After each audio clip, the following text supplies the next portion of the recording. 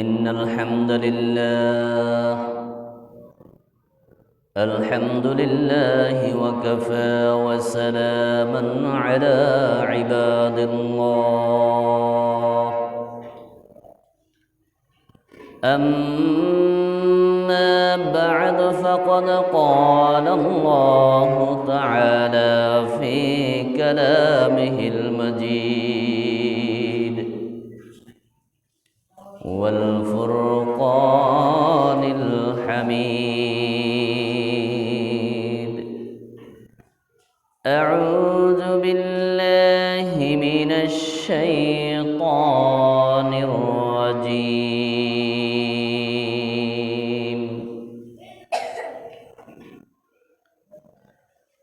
يا أيها الذين آمنوا لا تلهكم أموالكم ولا أولادكم عن ذكر الله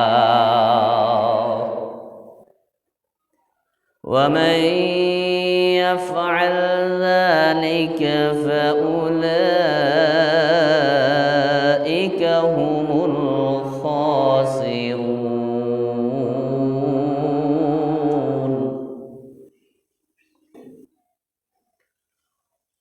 قال رسول الله صلى الله عليه وسلم: لا يدخل الجنة من كان في قلبه مثقال ذرة من كبرين، أو كما قال النبي عليه الصلاة والسلام. إن الله وملائكته يصلون على النبي يا أيها الذين آمنوا صلوا عليه وسلموا تسليما. يا اللهم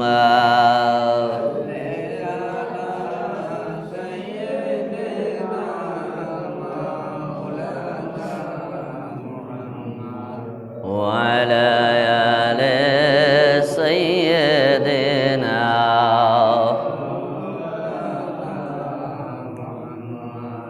لا إله إلا الله، لا إله إلا الله، لا إله إلا الله، لا إله إلا الله، لا إله إلا الله، لا إله إلا الله محمد رسول الله صلى الله عليه وسلم. আল্লাহর নবী পয়গম্বর মুসা আলাইহিস সালাতু ওয়াস সালাম আল্লাহর সঙ্গে তুর পাহাড়ের মধ্যে গোপনে কথা বলতেন। আল্লাহর সঙ্গে তুর পাহাড়ের মধ্যে কথা বলতেন পয়গম্বর মুসা আলাইহিস সালাতু ওয়াস সালাম। আরশে আজিম থেকে রব কথা বলতেন। জমিনে তুর পাহাড়ের উপরে মুসা নবী সেখানের কথা শুনতে পারতেন। বলি সুবহানাল্লাহ। কি করে সম্ভব? প্রশ্ন অনেকের হতে পারে, রব এত উপর থেকে কথা বলে, জমিন থেকে কিভাবে শোনা যায়? যদি এই জবানের মধ্যে যদি চিন্তা করা হয়, নবীর একজন সাহাবী বলছে কোরআনের মধ্যে এমন তাফসির আছে, এমন আয়াত আছে, আয়াতের এমন অর্থ আছে, এমন তাফসির আছে যে আয়াতের তাফসিরগুলো ওই জবানের জন্য খাস, ওই জবানের জন্য খাস, ওই জবানের মধ্যে মিলবে, অন্য সময় মিলবে না। এই জমানার মধ্যে এখন টাচ মোবাইলের মধ্যে মানুষ মোবাইলের মধ্যে দেশ থেকে হাজার হাজার মাইল দূরে বিদেশের খবর সেকেন্ডের মধ্যে পাওয়া যায়। যদি তারের যোগাযোগ ছাড়া এত দূর থেকে, হাজার হাজার মাইল দূর থেকে মানুষ বানানো তৈরি করনেওয়ালা কথা যদি সৌদি আরব থেকে, ইটালি থেকে, আমেরিকা থেকে যদি বাংলাদেশও আসতে পারে, আর সে আজিমের রব সেখান থেকে কথা বললে জমিনে আসতে কি সময়ের প্রয়োজন আছে কিনা? সময়ের প্রয়োজন নাই। আল্লাহকে ডাক দিয়ে বলে, আল্লাহ আমাকে এমন একটা কালাম মানে শব্দ বা বাক্য, এমন একটা জিকির, আল্লাহ আমার এমন একটা জিকির শিখিয়ে দাও যেই জিকিরটা শুধু আমি মুসা নবী জানবো আর আপনি রব জানবেন, এই ছাড়া পৃথিবীর কেউ জানবে না। আল্লাহ বলেন, ক্বালা ইয়া মুসা লা ইলাহা ইল্লাল্লাহ, লা ইলাহা ইল্লাল্লাহ। মুসা নবী নবীদের মধ্যে সবচাইতে গরম নবী, মেজাজ গরমওয়ালা নবী।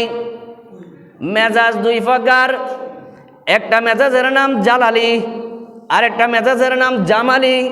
জামালি মেজাজ হলো আপনার আমার নবী বিশ্ব নবী মুহাম্মদুর রাসূলুল্লাহ সাল্লাল্লাহু আলাইহি ওয়াসাল্লামের ছিল জামালি মেজাজ। জামালি মেজাজ হলো ঠান্ডা মেজাজ, জালালি মেজাজ হলো গরম মেজাজ। দুই মেজাজ। মুসা নবীর গরম মেজাজ। আল্লাহকে বলে, আল্লাহ চাইলাম কি দিলা কি? গোপনে চাইলাম জিকির করব, তোমাকে ডাকবার, তুমি তো এমন কালিমা দিলে এটা কে না জানে, সবাই জানে।